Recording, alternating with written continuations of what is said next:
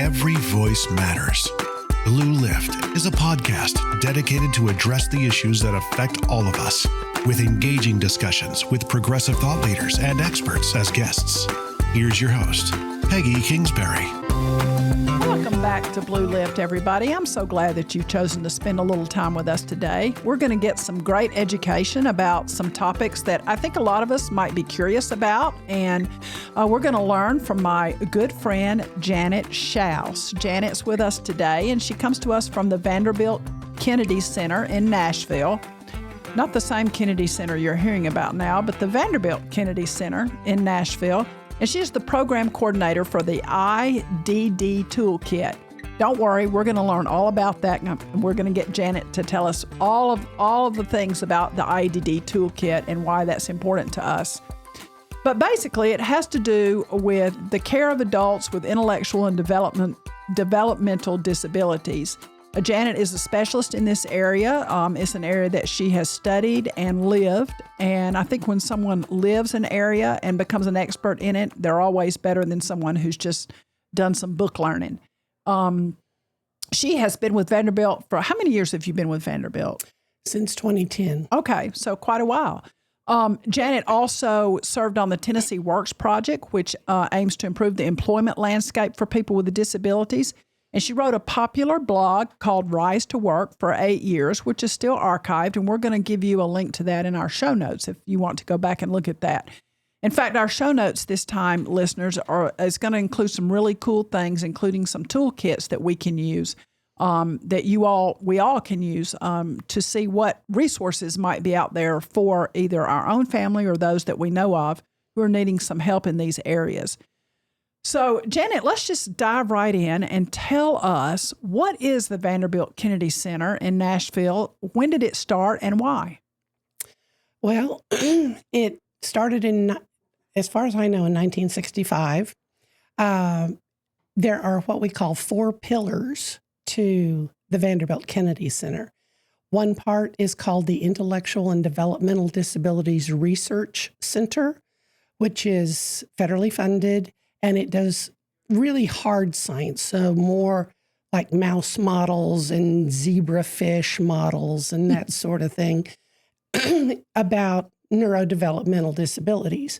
And then there's the part I work for, which is called the University Center for Excellence in Developmental Disabilities. And it is more about social science and behavioral science and works with people with intellectual and developmental disabilities doing research with real live people.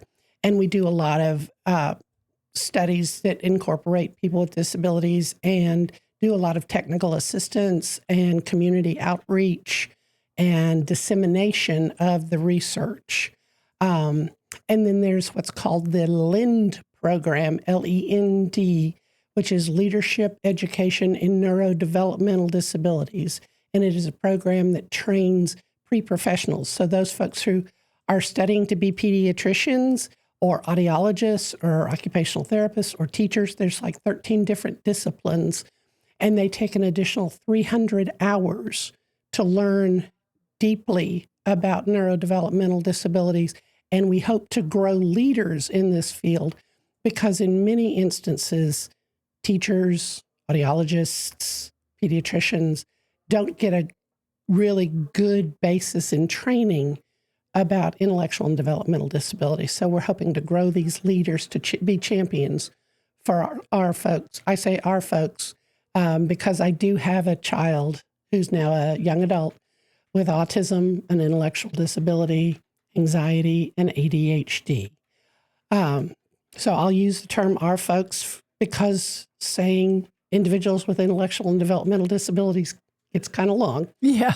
But they truly are your folks. I mean, and so that sort of helps us get to the point where you tell us how you got interested in this work, because I know your background is actually in journalism. Yeah. But tell us. I got one more pillar for you. Oh, okay. Oh, that's right. Sorry. Fourth pillar is called TRIAD, which is Treatment and Research Institute in Autism Spectrum Disorder. And they do a lot of work with our school systems across the state. They have a huge contract with the Department of Education to train teachers and paraprofessionals and administrators how to better support children with autism, students with autism, and those with behavioral issues.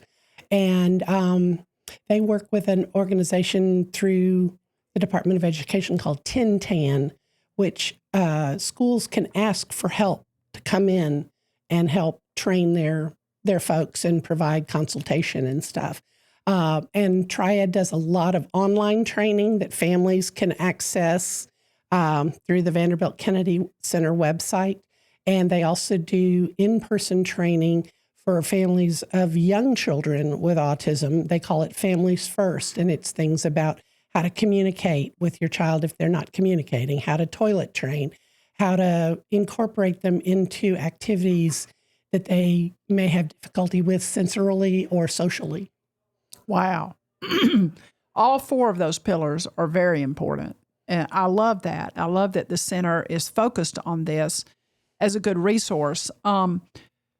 Personally, I had a spouse who was profoundly disabled from a disease, and I can remember getting online and trying to find anything I could to help me figure some things out, how to care for him, what resources were available to me. I wish there had been something like this, then, because I just had to do lots and lots and lots of research and keep at it and was able to become part of a community of people who were taking care of disabled spouses. And so we shared information among ourselves.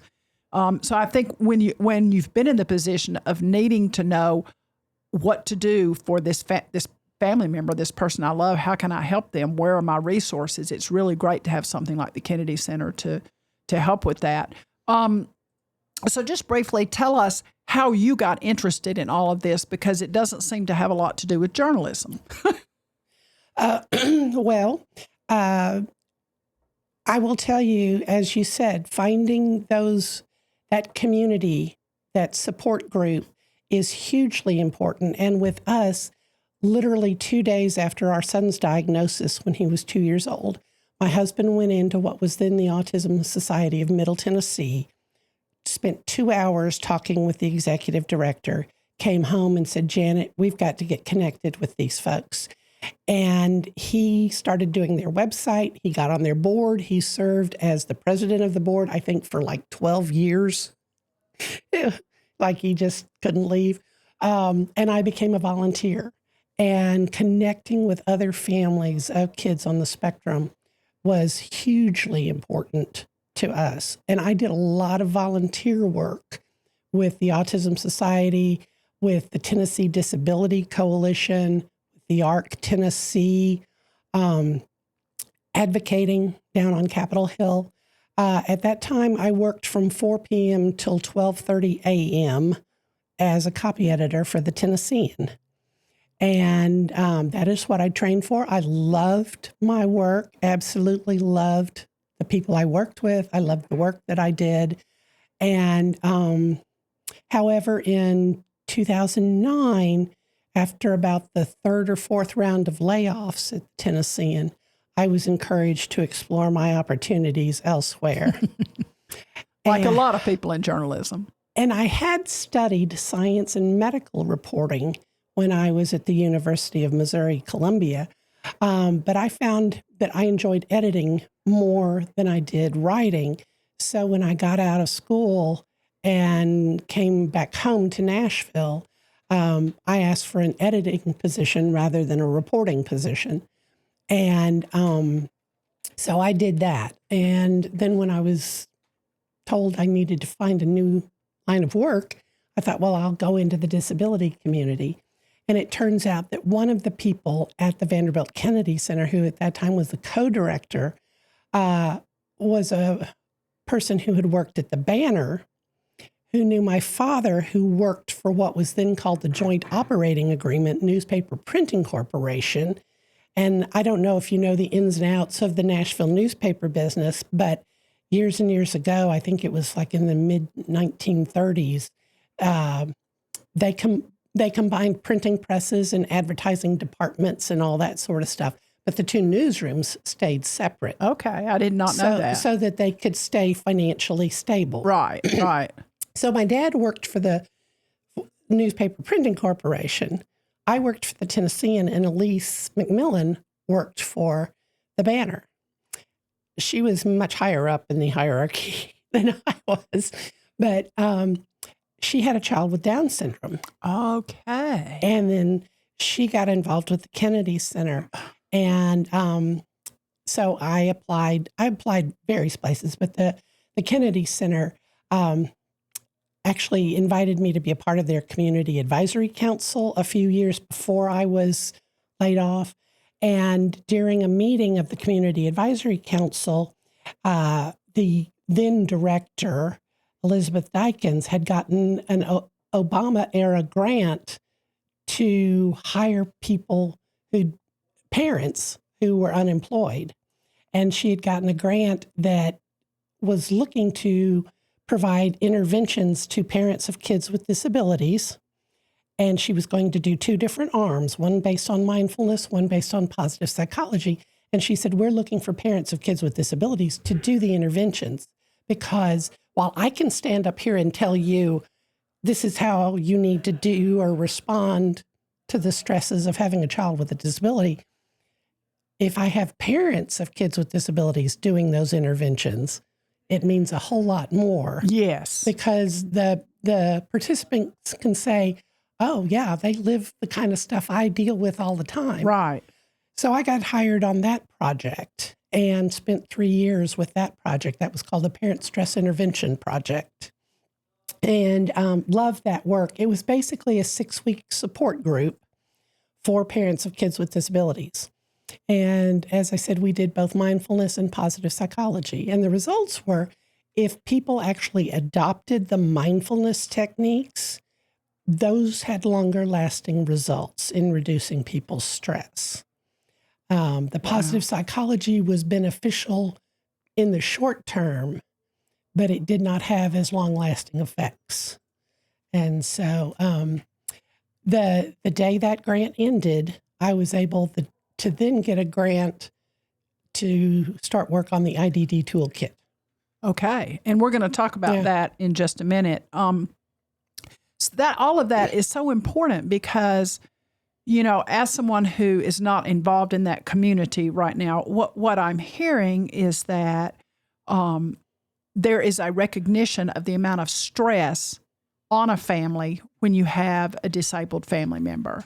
And again, from my prior situation in having a disabled spouse, the stress was unbelievable.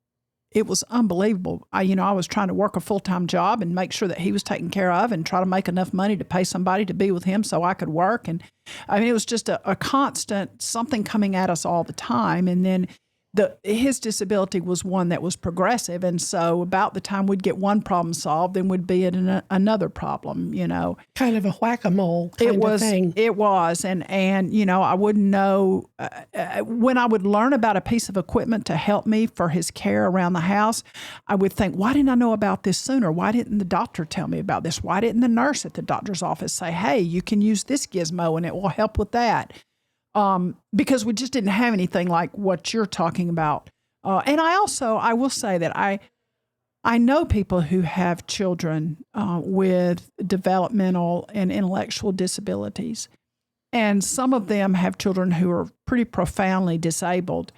And I always think about the fact that when it's your child, you're living in a situation where that child will never not be your responsibility.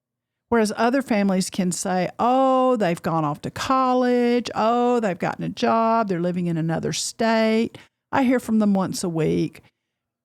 But many parents are living under the reality that this child will always have to have their care. And then I guess the next thought is, what will happen?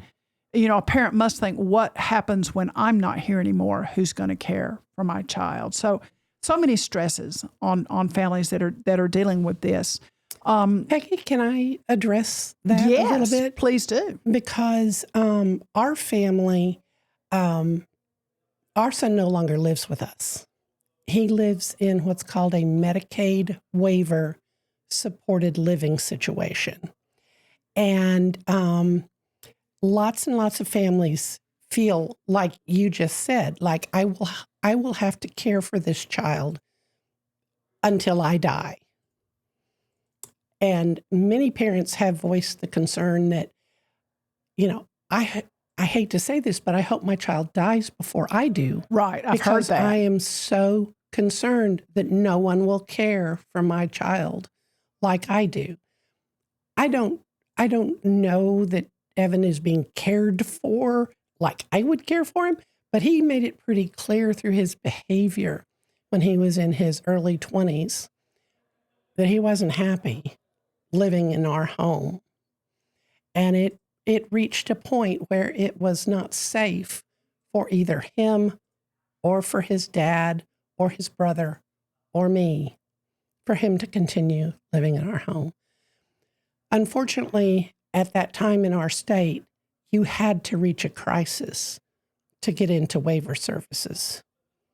Right. But because I kept 4 years of documentation of Evan's behavior issues, once the appeal to a crisis point was made, Evan was accepted into services within about 8 weeks. Oh, that's amazing. However, It's fantastic. it took us 2 years after that to find an agency willing to support him Huh. in our county Right. and with his behavior issues. So that he would be nearby you and Because he was still in Williamson County schools. And if we placed him outside right. of Williamson County, he would have not only had to leave our home and all of his community, he would have had to have left his school and entered a brand new school system at 21 years old. Right. Right. Which would not have been good for him at Right. all. Right. Yeah, and I'm so glad you brought that up because it is true that, like in my own situation with my first husband, he eventually wound up in a nursing home.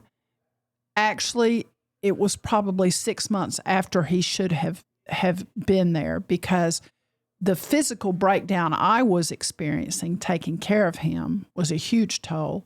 And I think that there were times when I was doing my very best to take care of him. There were things that I wasn't doing as well as I could have done because emotionally and physically I was spent, And so I understand how families get to that. And we can probably have another whole conversation about how short-sighted and sometimes cruel it is when other people comment on what families have done to deal with their own situation. And if you haven't been in it, you really don't get a say so. Can I add a brief thing here? Please. I learned just this weekend that one of the leaders of a disability organization actually uses Evan's story to help encourage families. Now, I literally pray that the folks that are taking care of him and providing his supports and services treat him like their own brother or their own son or, I feel like we've got a pretty good agency. But one of the things that happens if families wait until the very last, until the parent is physically incapable or dead. Right. That individual not only is grieving the loss of that parent, they're grieving the loss of their home, probably, because they're probably going to have to move. Right. They're going to be probably having to adjust to having roommates. All of a sudden. Yes. So all of this is, and then getting accustomed to maybe having, shift staff coming in every 8 hours. Right. That they may not have ever seen before. So that's a lot of transition to load onto a grieving individual. And if that can be put in place ahead of time, I'm sure that the folks that deal with me think I micromanage Evan's care. And we are still deeply involved. Of course. We visit him multiple times a week. I'm involved in his healthcare and all that sort of stuff. But it allows them to get a good idea of what he's like from us. Right. And allows us to know what's going on. And I feel much better. And he's happier where he is now than when he was living with us. His behavior tells us that because he does not have the language to tell us. He does not yet have a functional means of communicating with us at 29 years old. But you can tell by his actions that he comes and visits happier. us on Sunday mornings, and we generally would be taking him back about 2:00. Nowadays, about 1:30, he gets his shoes on, he puts his headphones on, he grabs his iPad, and he lets us know he's ready to go back. He's ready to go. Yeah. Wow. So that's his home and that's his space. And now we always refer to it as Evan's place or his place. yes, Because our house is his home. right. But that's his place. But that's his place. Yeah. And that's how we differentiate. Well, I'm so glad that is working out for you all, and that sort of life knowledge is something that you bring to your job that just makes all the difference for the people that you deal with. I know that it does because, again, in my own situation, once the placement to the nursing home was made, after several people said to me, if you don't do this, both of you are going to not make it out alive. I was still very, very involved in his care, going to the nursing home. I mean, I went daily for a while. But that also became his place. And he made it very clear that he didn't ever want to be anywhere but there, and he wanted to die there, which is eventually what happened. But it was interesting how that became his place, and his room was his domain. So let's talk about IDD. Tell us what that tool is, how families are using it, and did you develop it? No, I did not develop it. A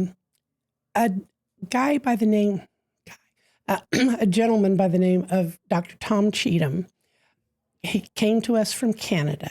He was involved in creating consensus guidelines for physicians in Ontario, Canada, as the Ontario provincial government began to move people out of the large developmental centers into community-based homes. Okay. And the health ministry was concerned because they'd always gotten their health care in these large developmental centers.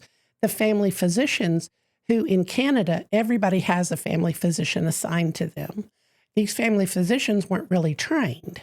So a group of doctors and other kinds of clinicians came together and created a booklet called The Tools. Well, they first created consensus guidelines, and then they found out that doctors don't necessarily read consensus guidelines.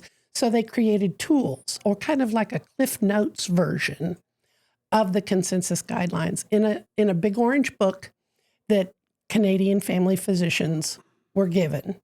And it had all these things to help the physicians care for these adults with intellectual and developmental disabilities who were coming out of the developmental centers. Well, Dr. Cheatham was brought to Tennessee by what was then the Department of Intellectual and Developmental Disabilities to be the Deputy Commissioner for Health Services. And he saw the same need here in Tennessee. And this was in 2013. And we were moving people out of our large developmental centers. If people don't know what a developmental center is, if you've lived here a while in the Nashville area, you probably heard of Clover Bottom. Yes, Clover Bottom. And then there was one in the Memphis area called Arlington. And people were actually dying of abuse and neglect in Arlington. And so there was a lawsuit that forced our state to move people out of the developmental centers and into community-based homes. There was also a center in Greenville in East Tennessee, and it was the last to close, and I believe it closed in 2016. So anyway, Tom came here, saw the need, he was able to persuade the Canadians to let us take the tools and Americanize them, so to speak. Okay. And because there were some language differences. Sure. Even though the Canadians do speak English, they had, like for years, their term for developmental disability only included intellectual disability. Okay. Which leaves out people who have developmental disabilities but have no cognitive impairment. Right. So anyway, we got a grant from what was called the WITH Foundation, which stands for Working Inclusively to Improve Healthcare. I never can remember what the WITH Foundation stands for, but they're a great group of people, and they fund all kinds of projects to try to improve healthcare for adults with intellectual and developmental disabilities. So we got that funding, and we Americanized the tools, and then we created a website so that people didn't have to have a book. Right. And while that doesn't sound all that big a deal these days, in those days it was kind of a big deal because I have no training in creating a website. Fortunately, I had some folks at the Vanderbilt Kennedy Center, John Tapp and Kylie Muselli, who helped us create the website. And we had an advisory committee made up of people with disabilities, their family members, clinicians who could help us and kind of review the things that we were putting on there. So did that answer your question? It did. And Okay. the thing I love, I looked at the website, and we're going to link that in our show notes. I looked at the website and I thought, what a wonderful resource, because you can just click through and go to the places that you need to go to. And I love the way that it works through the path to getting help very logically. And so you can tell that it's got baked into it all of the things that families are actually dealing with. It's not just some big intellectual thing. And I also was struck by, and I might be looking at this wrong, but I'm certainly a layperson to this area. But as I was looking through everything, it had never really occurred to me that in medical school, physicians, they get training about treating diseases and whatnot, but generally their training means that they are getting a health history from someone who is able to give them all of the information they need to know how to treat that person. But when you're dealing with someone with an intellectual disability, they may tell you, oh, yes, I can hear just fine. And then the family's like, no, they can't hear anything. Or they may say, no, my stomach doesn't hurt, when actually it does. And then there are certain disabilities, I guess some congenital, that have specific physical ailments that sort of go along with them. For example, a lot of people know that if you have Down syndrome, there's a real good chance you may also have a heart problem. And that one a lot of people know about. So you think, well, if a physician is treating an adult Down syndrome, they know to be careful with the heart issues. But there were some others listed in there that I had no idea these things are, let's just say, typical for people who have these particular disabilities. And one of the ones I noticed that struck me was fetal alcohol syndrome. That's one of the sections of the toolkit you can click on, and it gives you information about that. And I mean, I'm guessing here because obviously I've not been to medical school. Might have driven by one time, but that's as close as I've gotten. Doctors are probably not getting a whole lot of training about recognizing some of the things that go along with fetal alcohol syndrome, particularly when it doesn't present itself very obviously. And then autism can be the same way because, we now know there are a lot of autistic people around us all the time, and we don't necessarily see that.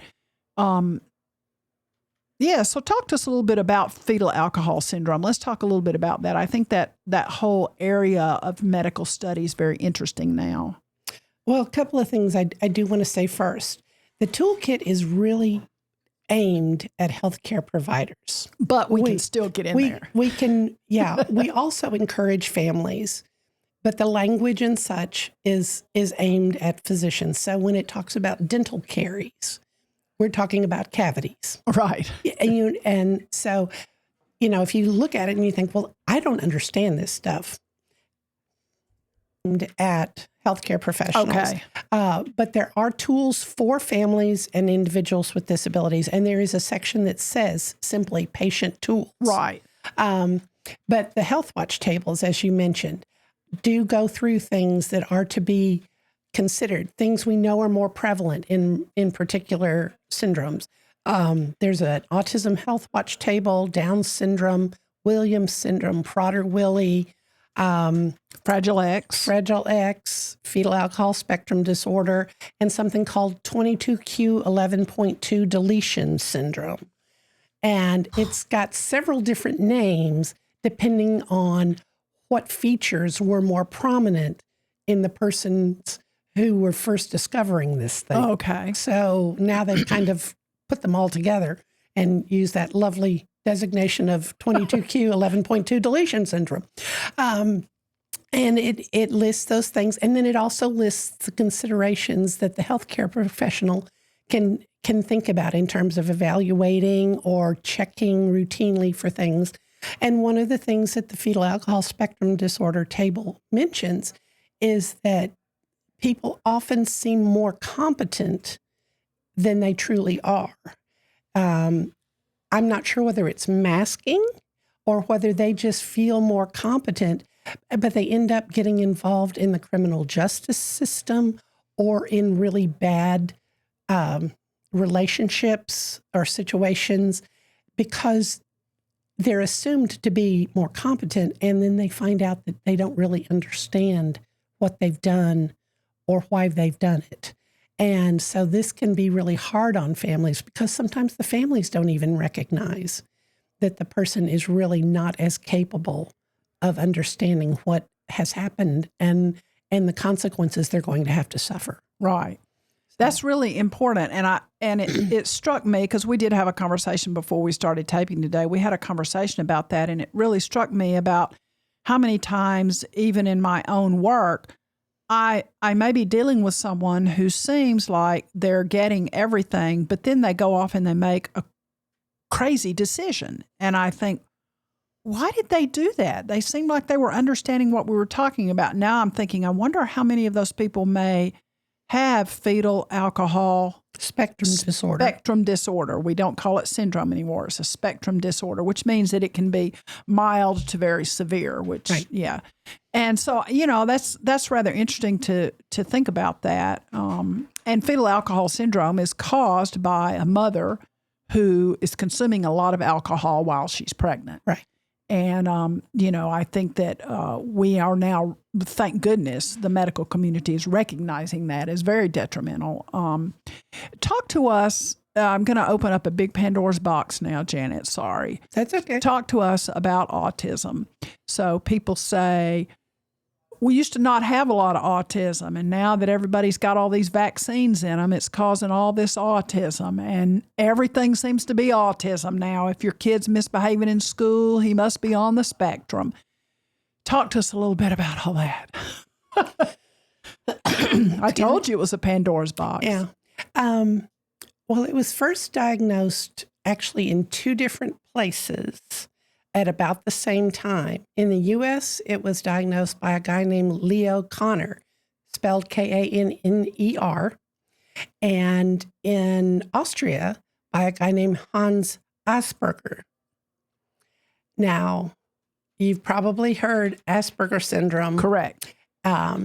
So he focused his work more on people who were more communicative and probably didn't have an intellectual disability. And what year was this? This would have been probably the late 1930s, early 1940s. So listeners, autism's not a new thing. And I'm sure it's been around prior to that. Right. They just didn't have a name. Didn't have a name or diagnostic criteria. And so, in fact, if anybody's interested, the very first person who was diagnosed, case number 1 by Leo Kanner, is a guy named Donald Moffat. And there was a movie made that he starred in called, I believe it's called In a Different Key. Okay, how about that? And it talks about how he was incorporated in this little town in Mississippi. He was included and everybody just knew. And he had nicknames for everybody in town. He'd walk into the bank and he'd, say, "Oh, hi there, Grumpy," blah, blah, blah. And everybody just loved him. And then they also interviewed some other families whose loved ones were not nearly as accepted and who had great difficulties. It's very interesting. It's based out of a book called In a Different Key. But the idea was there was this group of individuals who seemed to have great difficulty with social interaction and communication. So not just verbal communication, but like eye contact and that sort of thing. And reading face signals, yes. and responding to people appropriately all the time. Right. Yeah. And then, social cues. That's what I was trying to think of. And then there's also restricted behavioral interests and actions. Okay. And one of the reasons we're seeing more is the diagnostic criteria has expanded over the years. And people are recognizing it more. For instance, when Evan was diagnosed, which was in 1998, I believe it was 1 in 250 children were being diagnosed on the autism spectrum. It's now 1 in 36.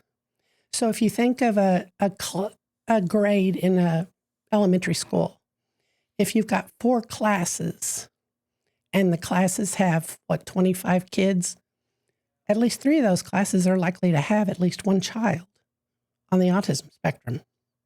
And so it's not necessarily that there are more autistic children being born. It's that we have a way of diagnosing it now. And I'll say this might not be politically correct at all, but when I was younger, I can remember my grandmother talking about a little boy who lived across the street, and she would just say he's titched. Now that, obviously you can tell by my accent, I'm very, very Southern and very mountainy. And he was titched in the head. He's titched in the head. And I suspect now that he had autism. But there really wasn't a name for that back then. Now they would use the mentally retarded phrase, a catch-all phrase. And so I was even thinking when I was reading some of these things preparing for this interview today, I was thinking back about kids I went to school with, and I thought, that's probably what that was. That was autism, and no one just really talked about it or knew really what to call it. But do you think there are more cases of autism now per 100 births than there used to be, or do we just have a better way of classifying it? I don't have a good answer for that. And people who are lots smarter and who've done deeper research don't seem to have a good clue. We do know there is definitely a genetic component, but even identical twins that share all of the same genetic material do not 100% both have autism. Right. It's about 70 to 90%. Okay. But even so, you may have one twin that is communicative, typical intelligence, and one who is really profoundly impaired by their autism. So they're just at different places on the spectrum. But then we also know there are environmental factors and that sort of thing. Right. And oftentimes, once a child is diagnosed, a parent will say, "Oh, well, they do this, this, this, this, and this, and I do this and this and this." And they will end up with a diagnosis.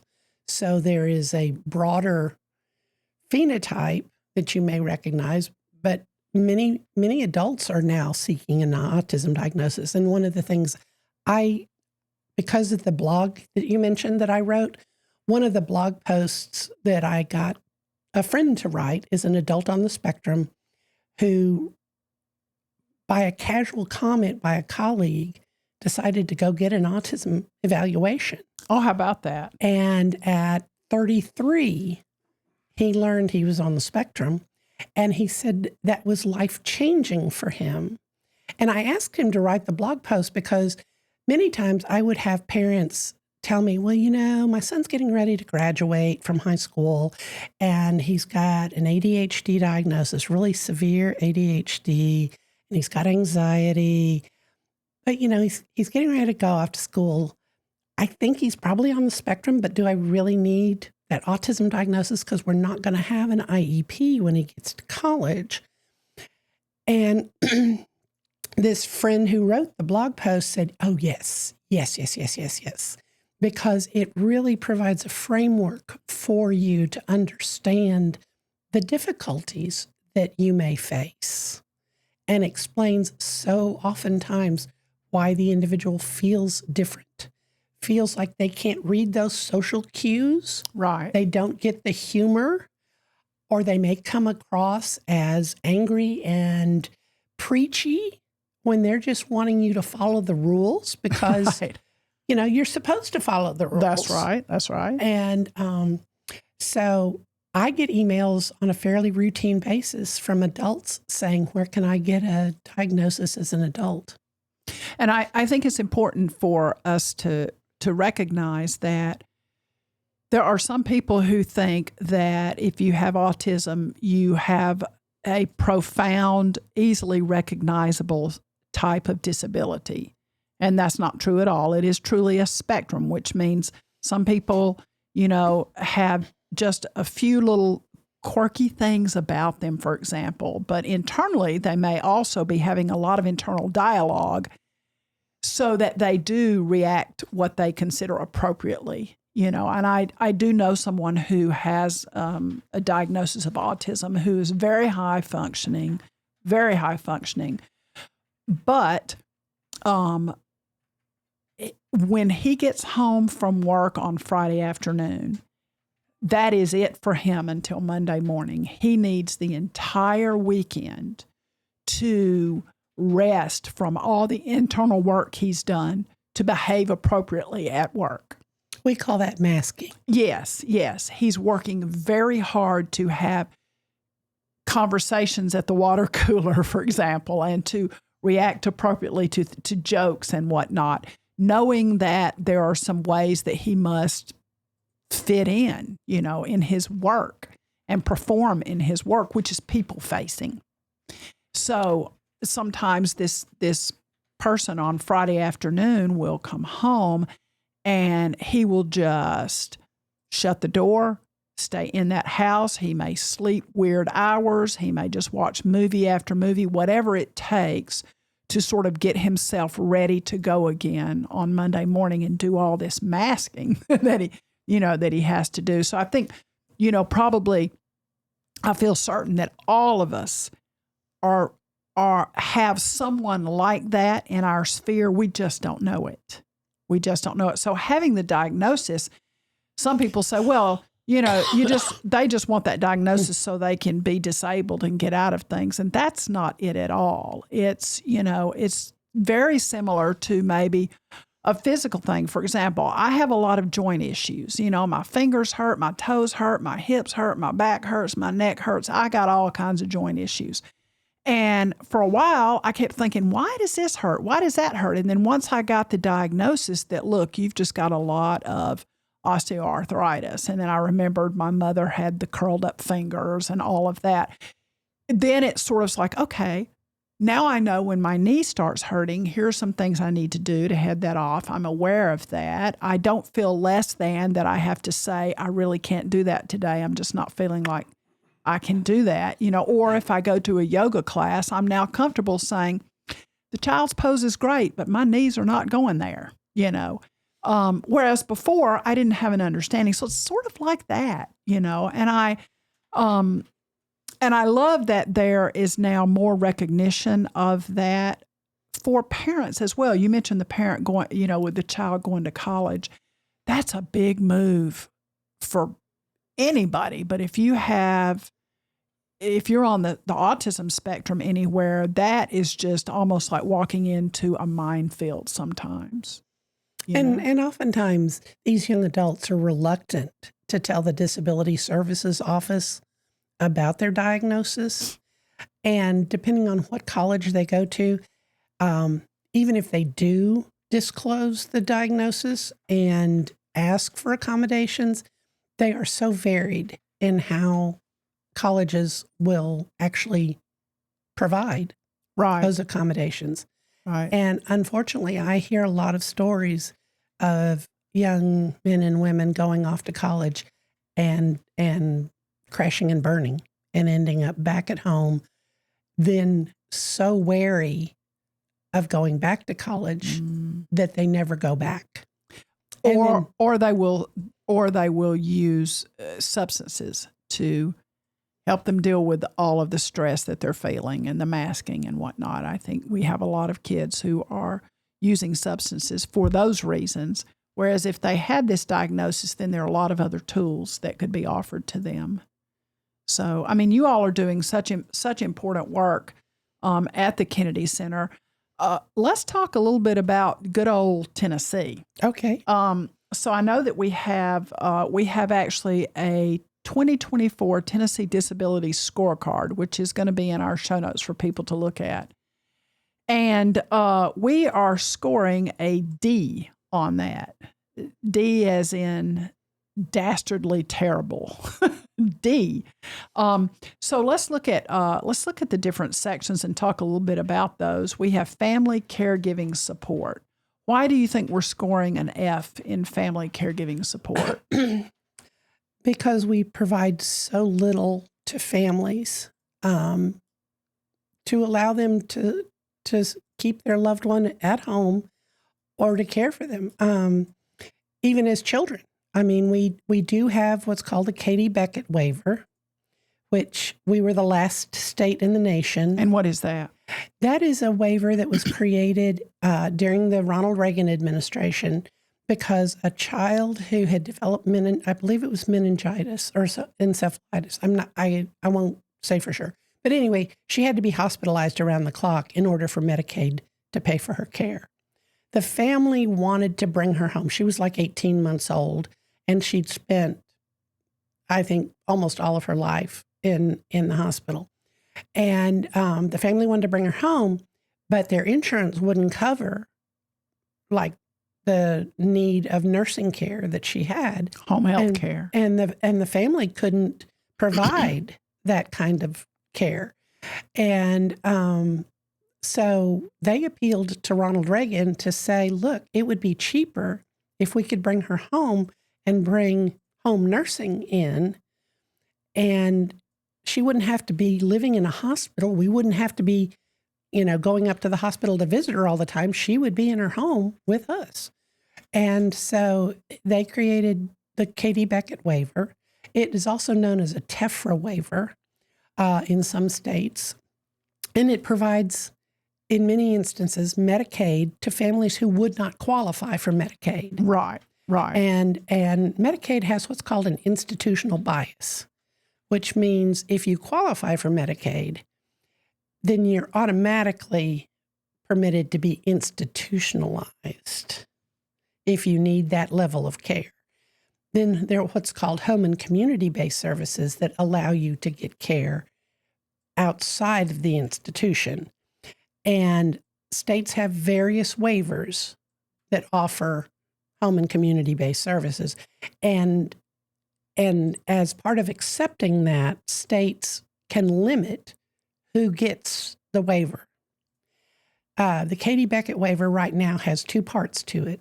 One is Part A for those children with intense medical or behavioral health needs.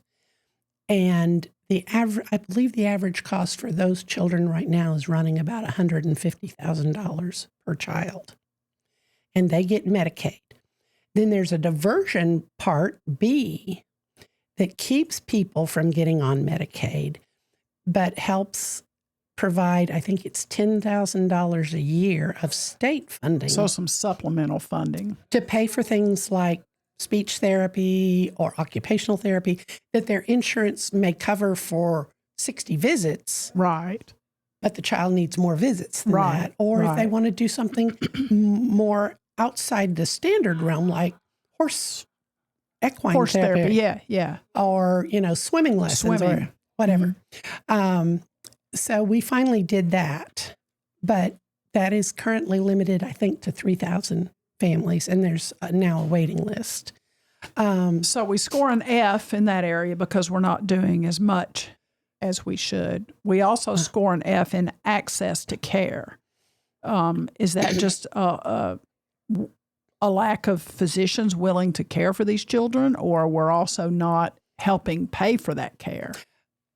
Well, the children aren't as much of a problem as adults. As the adults, gotcha. Our state, unless the individual with a disability has what's called supplemental security income from the federal government, SSI, or SSDI, and Medicare. Well, if they don't have that, then they don't really have access to health care, because TennCare only covers children, people with disabilities who have SSI, or adults who have children under the age of 18 living in the home, and they have to financially qualify. So if you're an individual, say, with a developmental disability, and you don't qualify for SSI, you can't get on TennCare.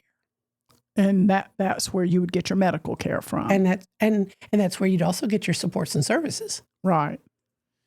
So we're leaving out quite a few there. And then our state serves about 9% of people with intellectual and developmental disabilities. Wow. And the rest we're just leaving up to the families to find a way to make it happen. And then there are issues, although I have heard that 92% of physicians take TennCare. What I learned from one physician was, I only take 4 adults with TennCare. So they limit the number that they're taking. So when you go to try to find an adult provider takes TennCare, it can be extremely daunting. And for the listeners not in Tennessee, TennCare is basically our version of Medicaid. We have elected to try to handle that ourselves on a statewide basis, and that's another conversation for another day. But we're a state that has not expanded Medicaid, which means that there's a gap in the people that can actually get services. And I wonder, when we're talking about access to care, and then the next grade is housing, which we also have an F in, but I'm wondering how many unhoused people on our streets are there because they have these intellectual disabilities and have received zero care. It's quite a few, I would think, quite a few. So in housing, we get an F. In education, we do a little bit better. We get a D. What areas of education do we really need to improve upon? Oh, gosh. That's a huge question. It's so varied depending on what county you live in, even down to what teacher your child has, what the principal is like. One of the things that I tell families when they want to know, which school should I go to? If I'm moving into the county, where should I go? And in Williamson County, the tone is really set by the principal. And if you have a principal that really feels like your child is a student to be educated rather than a problem to be dealt with, right, you could probably have a pretty good experience. That's an interesting delineation. So when the school sees the child as a child who deserves and needs as best an education as the child can receive, that's one thing. If the child is, we've got these, outliers over here, we got to figure out something to do with these kids all day, that's a different experience for a family. Yes, it is. That's interesting. And then in aging, we get a C+. What does the aging category mean in this disability scorecard? Primarily people 60 and older, but it can include people with significant physical disabilities. And part of that is the work that the Tennessee Commission on Aging and Disability has done, which has now been folded into what was the Department of Intellectual and Developmental Disabilities. It changed in July to incorporate both disability and aging. That's a big lift because, I mean, anyone who works with the public in any capacity, really, particularly if it's a public-facing type situation, knows that you will encounter elderly people and you will think, no one's taking care of them. They're going, I mean, I will see them in my day job. I will see customers that I've had for years, and I can see when they begin to go downhill. And if they don't have any children in the area, no close relatives, I will see this decline, and they begin to make bad decisions. They are not looking as cared for and clean as they need to be. They really need help. I can tell their nutrition is not what it should be. And when we don't have resources for things like that, it creates a bad situation. And we probably all know someone who's older who, as our parents age, for example, they need our resources but what if they didn't have us? Who would be there to help them? And that's a big issue, and that's a big category to be added to IDD. With this baby boomers aging like we are, that could almost overtake everything that IDD is doing. So I'm not sure that's a good thing for those two to be combined. Maybe those should be separate. Yes. Reserve judgment. Yes, because we're talking about your employer who pays your check. And then we have a mental health access. Oh, that is such a big one. We score a D minus there, and I'm surprised it's that high because, again, our unhoused population, many of them do have mental health issues that they have no resources for. Right. I mean, we just have to do better in that area. I think that is the real key to a lot of things. People talk about our drug problem. Yes, there is a drug problem, but many people are self-medicating because they have mental health issues and we have nowhere to go. And I know families that I know personally will have a child in a mental health crisis, a teen who maybe has tried to take their own life, and they can not find a place for them to go. There are no beds available. There is no help available.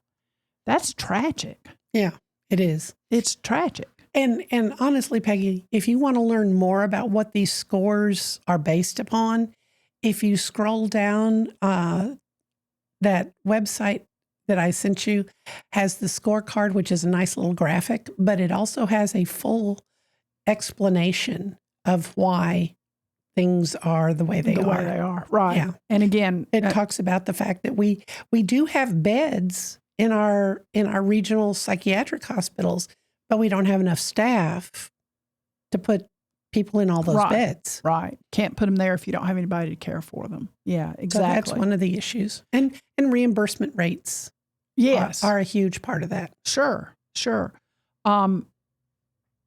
Then a category is employment.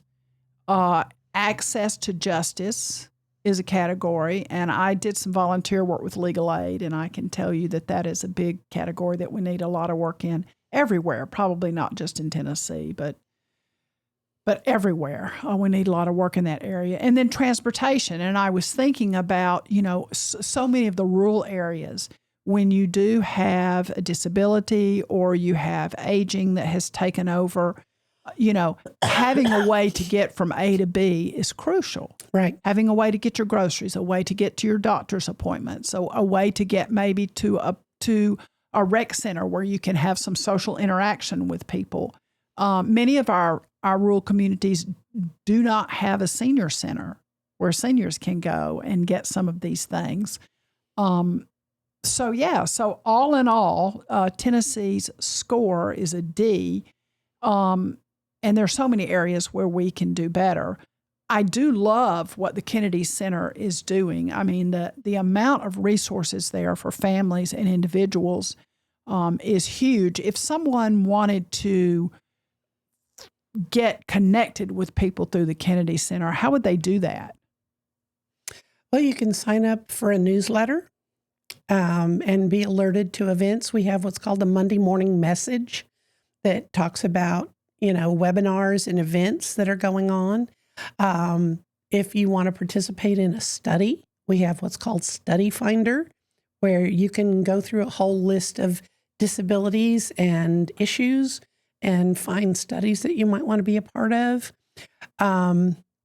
Trying to think of some other things. One of the things that we have not mentioned, and I really should, is called Tennessee Disability Pathfinder, which you were talking about finding resources. Right. Tennessee Disability Pathfinder, you can either go to tnpathfinder.org and search on your own, and there are ways to search by diagnosis, by needed service, by whether you have private insurance or private pay or Medicaid, the age of the individual you're searching for, the county that you're looking at, and it narrows the search results for you. If you don't know exactly what you're searching for, you can call or email, and the people who are answering the phone are either parents of kids with disabilities, and these kids may be adults, or individuals with disabilities themselves. So you're working with people that have lived experience, and they can help you find the resources if they exist. If they exist, and connect people that way. And they have a newsletter that they send out that they will publish like questions they get. And perfect. And they do events online about various things, and you can even ask Pathfinder to come and do a presentation if you work at a business and you want, to get more information about people with developmental disabilities. They can come and do a presentation for your company. And they also have a multicultural team that helps translate stuff for families. Well, that's fantastic. These resources are all so needed. And I love that you can also make the phone call to get some help, because sometimes, if you're not into using the computer a lot, some families are not, particularly seniors, you may not be able to use that resource in that way, but you can make a phone call and talk to a real person, which is also great. I love what the center is doing for so many reasons, but I guess the thing that really strikes me the most is this is taking a real holistic approach to a problem. And I say a problem, I hate to categorize a person's issues as a problem, but when families are experiencing these things, they're experiencing it as a family. Do you think that doctors, and I'm assuming doctors affiliated with Vanderbilt certainly know about this center, but do you think doctors, just regular physicians in other places, know about this so they can send their patients to this to get some extra help? That's an excellent question. I don't know. I mean, we do dissemination efforts. We are part of a national group called the Association of University Centers on Disability, AUCD. There are 67 similar organizations like the Kennedy Center across the country. And so many states, every state has their own, UCED. University Center for Excellence in Developmental Disabilities. We actually have two. We have one at UT Memphis. Okay. It used to be called the Bowling Center for Developmental Disabilities. They changed their name probably about 4 years ago, and I think it's the Center for Child Development. I should know this, and I'm sorry, but it's one of those names that doesn't stick nearly as well in my brain as the Bowling Center stuff. Right. But so it's out of Memphis. It's out of Memphis. Okay. Well, that's good to know that other universities around the country do offer these sorts of resources for families. Now they're not identical. Right. But, Some focus on some things more than others. right. We are focused on health and mental health, community living, education and early childhood, and there's one more that's not coming immediately to mind, but we have 4 things that our university center is focused on. Okay. And I know that because of your position with the Vanderbilt Kennedy Center that you can't talk a lot about politics, but it's my podcast and I can. So I guess what struck me is throughout this conversation you and I have had, there are so many things that are offered to help families in Tennessee and other states who are dealing with having a disabled child or adult child in their home, or that they're dealing with. And so many of the resources are funded by grants.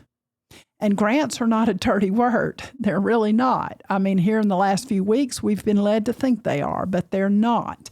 And there are so many ways that our government is helping us as citizens have these resources to live better lives. And I dare say that many of these grants that deal with the kind of resources we've talked about today, they're actually saving our country money because, in my own position, with my former spouse that I've mentioned, I was able to work and I was able to pay for someone to come in the home and care for him. But if I had not been, let's say I had been someone who was working a minimum wage job, for example, there's no way I could have done that. And basically, I would have had to leave my job. The entire family would have ended up on welfare because there were no resources there to help me. So grants provide so many wonderful things. It's the way we take care of each other, and it's the way we should take care of each other, in my opinion. I love for many families, I love families that have everyone in the family is healthy. The children don't have any disabilities of any kind. Everything works out well for them. I just think that's great. But I also think we owe a responsibility to families who are facing these issues. And if we're not caring for the least of these, what are we doing? Why are we doing anything? That's really what that's what we're here for, basically, is to make sure everybody has a shot at a wonderful life. And the way we do that often is through grants that go to organizations like the Vanderbilt Kennedy Center that can do this. The other option is, if there aren't grants, then we think, well, our government can provide this. Well, I submit that there are many, many instances where private organizations, non-governmental organizations, run programs far more efficiently than our government does because they can focus on the one thing that they're doing. And so I think this misunderstanding that's brewing now about grants, wherever those grants come from and to whomever they go, is sort of giving a bad name to some of that. And that's really unfortunate because I don't think there's any human being alive in the United States of America who hasn't benefited from a grant.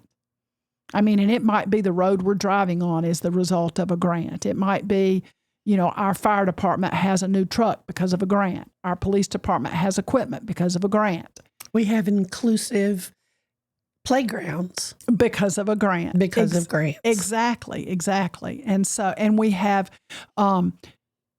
many people who find themselves disabled maybe because of a work accident or because of aging or some sort of health issue, and they need a ramp at their home and they don't have the money for that. Guess what? There's a grant that might help with that. There's an organization who's gotten a grant to help them have accessibility to their own home. So, I know a couple who have a child who is very profoundly disabled and has been all of her life.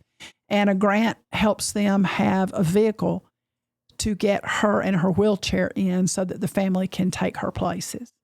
And without that grant and the help for that, they would not be able to do that because, handicap accessible vehicles are pretty expensive. So grants provide a lot of wonderful things for us. And I just wanted to get on my little soapbox here. Since it's my podcast, I can do that.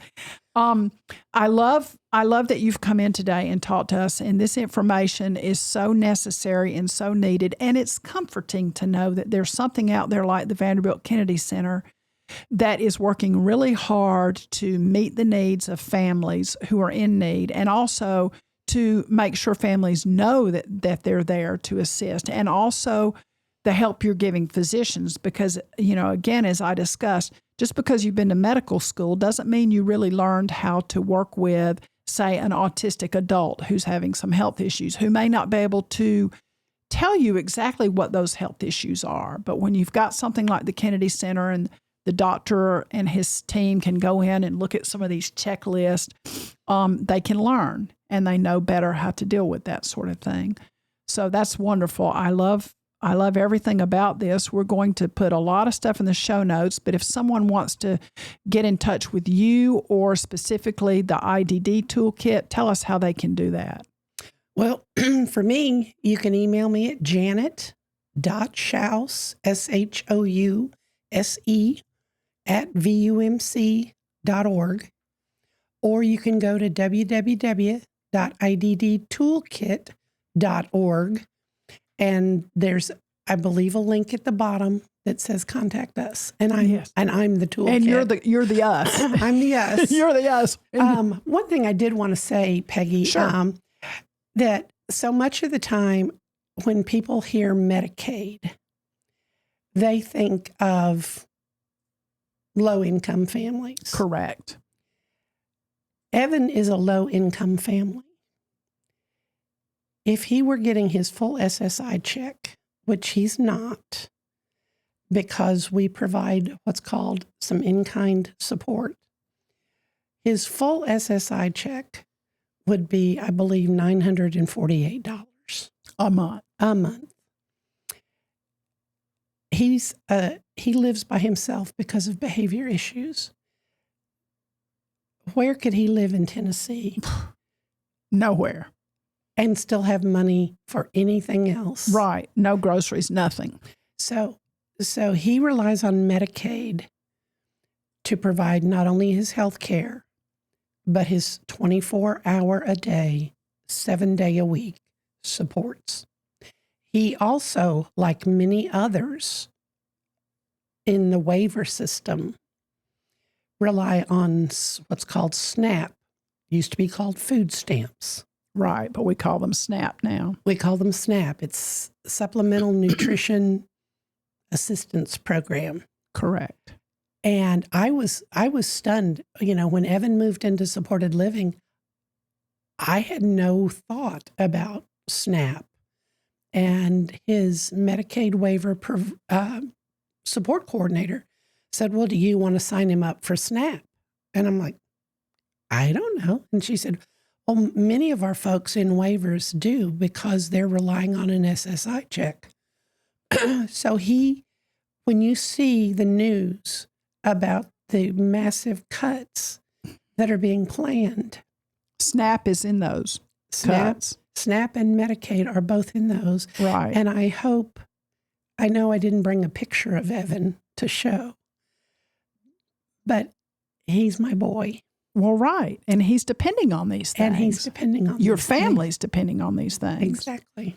Well, and just not to get too personal, but my listeners are beginning to get to know me pretty well. I don't mind revealing, what happened with my first spouse. So after he went into the nursing home, we spent down every dime.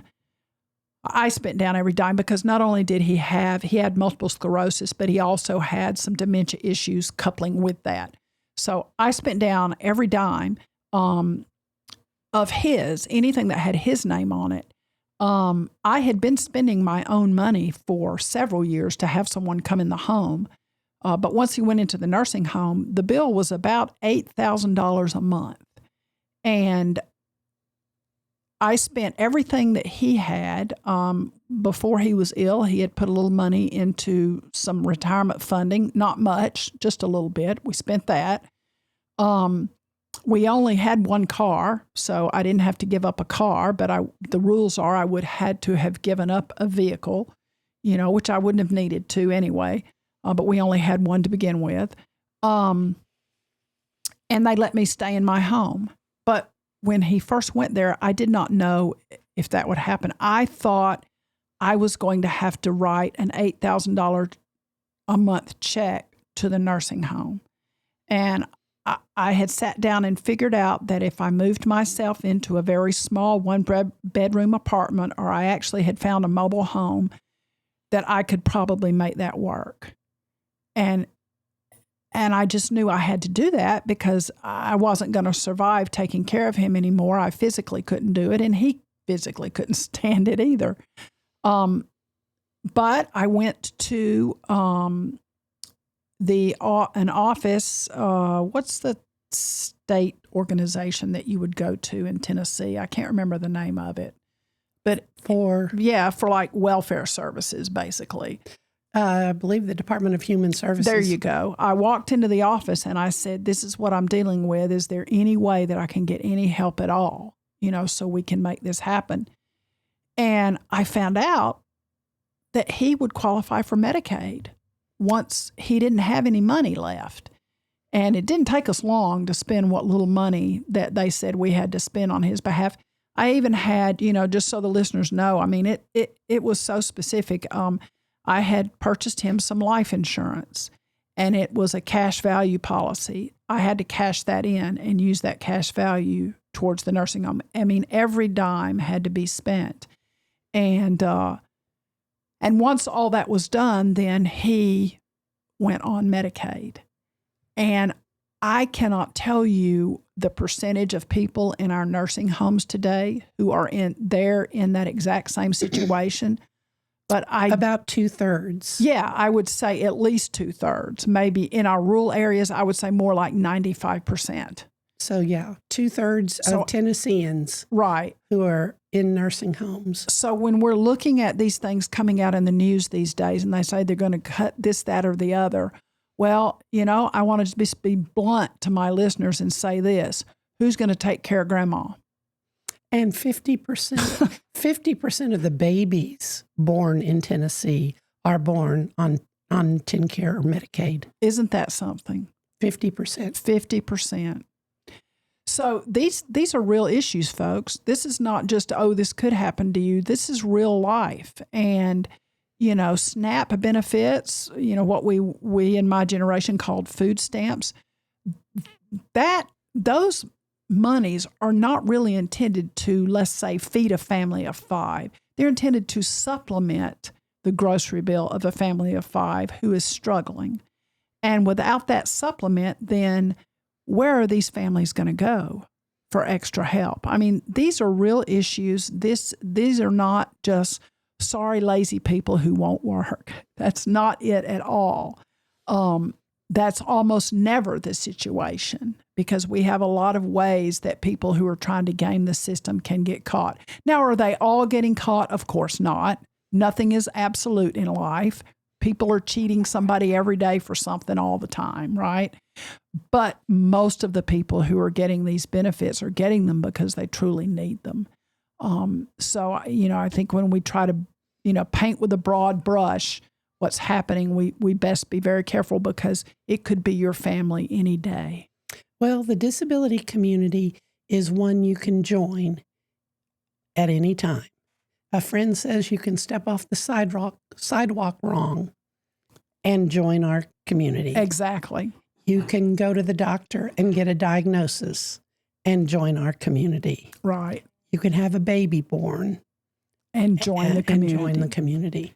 And I know, when I do a little public speaking about, dealing with a disabled spouse, and, I always talk to people about long-term care, and I say, look, you're going to need care or give care. It's a pretty good shot that everybody among us is either going to need it or have to give it to someone in our family. I mean, there are very few among us. If you die very young, you may not be in that position. but most of us are either going to need some care or give some care. And when we have places to go like the Kennedy Center to find resources and find help, and when those things are properly funded, it's better for society as a whole. It keeps people off the streets, literally. Yeah. So, well, thank you so much for being here, Janet. Well, thank you for the invitation. Well, I appreciate you taking the time out to do it. You're doing some really, really important work. I happen to know how smart and capable you are, and I know that you could probably get a job paying 5 times what you're making, but this is your life calling. I love what I do. And I can tell that. And you love it, and your heart's in it, and you're just a real important part of our society. So thank you. Thank you for being you. All right, listeners, check those show notes. They're going to be chock full of great things. And remember, here on Blue Lift, every voice matters. And sometimes when the voices can't speak for themselves, we'll do that for them. Amen. We'll talk to y'all next week. Thank you.